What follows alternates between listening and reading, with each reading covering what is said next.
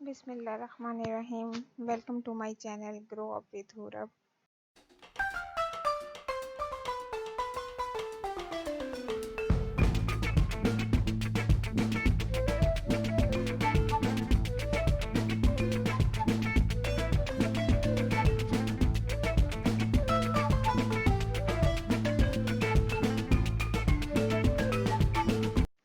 बिस्मिल्लाहिर्रहमानिर्रहीम। आज हम बना रहे हैं दम पुख्त और उसके लिए हमने गोश्त ले लिया है बकरे का 2 किलो।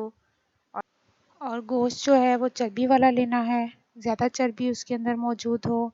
और अगर चर्बी नहीं है आपके पास या कम है तो आप थोड़ा सा ऑयल भी उसमें शामिल कर सकते हैं। साथ में कुछ सब्जियां हैं, आलू लिए हैं 4 अदद, शिमला मिर्च ली है 2, प्याज लिए हैं 3, टमाटर लिए हैं 7, लहसुन का एक गुच्छा ले लिया है और अदरक लिया है 4 से 5 इंच।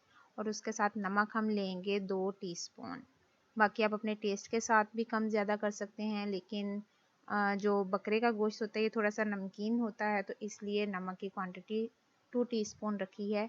बाकी आप टेस्ट के मुताबिक कम या ज़्यादा कर सकते हैं। इसके साथ आटा लेंगे 1 पाव, ये हम अपने बर्तन को सील करने के लिए इस्तेमाल करेंगे।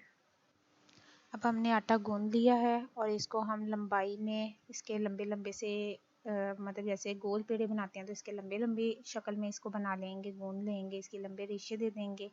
और साथ ही हमने जो सब्जियां थी हमारी उनको हमने 2-2 टुकड़ों में काट लिया है। अब हमने एक बर्तन लिया, उसमें नीचे सबसे पहले चर्बी या ऑयल जो भी आपके पास अवेलेबल है वो रख दें और उसके बाद सारा जितने भी हमारा मटेरियल है, गोश्त, वेजिटेबल्स, लहसुन, अदरक, सारा कुछ इसमें डाल दिया है और नमक भी इसमें ऐड कर दिया है।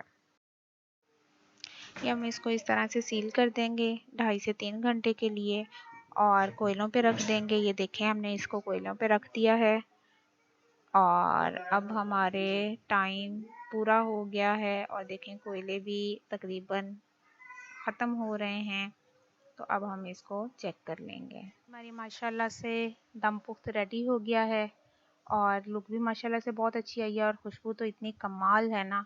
तो आप लोग इसको ज़रूर ट्राई कीजिएगा। जो इस चैनल पे न्यू है वो इसको लाइक और सब्सक्राइब ज़रूर कीजिएगा।